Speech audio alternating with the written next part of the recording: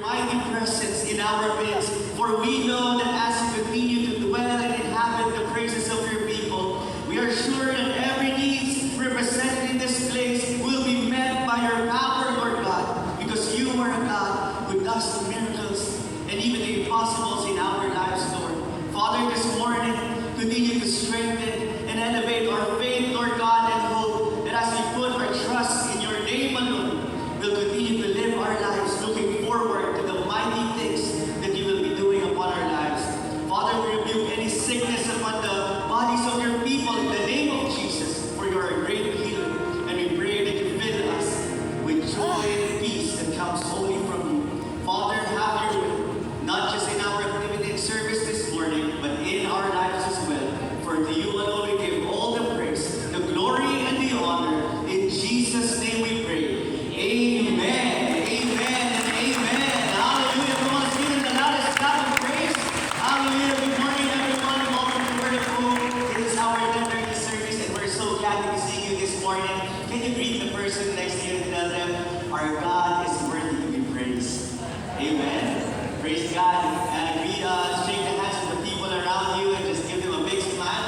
Hallelujah. We're also welcoming those who are joining us in our online and Facebook and YouTube. You may now take your seats. And for our quick announcements, this June will be having activities lined up for each and every one of us. And starting on June 12 at 8 a.m. to 12 we will be having our family fun day. So that will be happening at Word of Hope Paradise Beer Garden. At the same time, we're inviting all men to join our men's camp this upcoming June 27 to 28. I believe they have a booth downstairs so that you may register and be part of this wonderful camp for our men. And also, if you're interested to join in our Gospel Bus mission, you may approach our concierge and also look for Restoring Grace. And this June 28, our mass evangelism. So praise God, be involved in our mass evangelism this June 28, where all ministries will be going out to share the word of the Lord.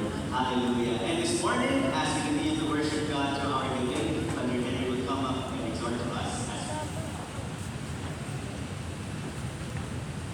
Hallelujah. Are you blessed today? Say aloud, amen. Now is a perfect time to honor the Lord and bless the Lord in return through our tithes and offering. Say aloud, amen. Amen. So let me read to you the book of Isaiah chapter 41 verses 18 to 20.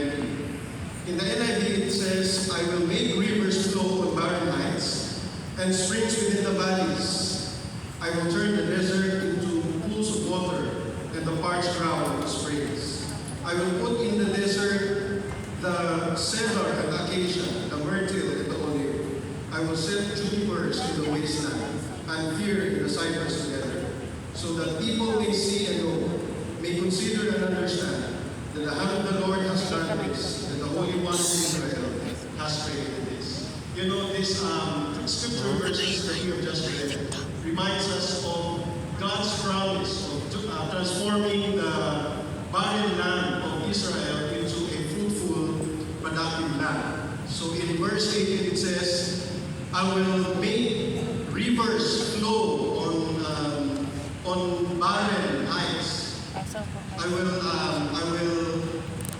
turn the desert into a pools of water. So you know, if you study the topography of Israel, you will find out that more than half of the total land area of Israel was really barren or was desert. In fact, only around 15% of their land area was arable, meaning conducive to farming. But you know, despite this natural obstacles, the Lord or the economy of Israel was actually primarily driven by their agriculture. It's not because the people of Israel were smart and good people that they were able to advance their agricultural technology and skills, but because, as the Bible said, it was the hands of God that did it to them. You know, it's being looked or sound impossible, but again, the barren land of Israel, the desert land of Israel, turned into a fruitful, productive land. You know, brothers and sisters, we need this morning, we need financial breakthrough in our lives. You know, it may seem impossible that you will be able to raise money that you will be needing this coming week. Maybe you have financial obligation to attend to, but believe God that God can do it to you. God can perform financial breakthrough in your lives. Amen? Amen? Amen. And the Bible says that the Lord promised us that whatever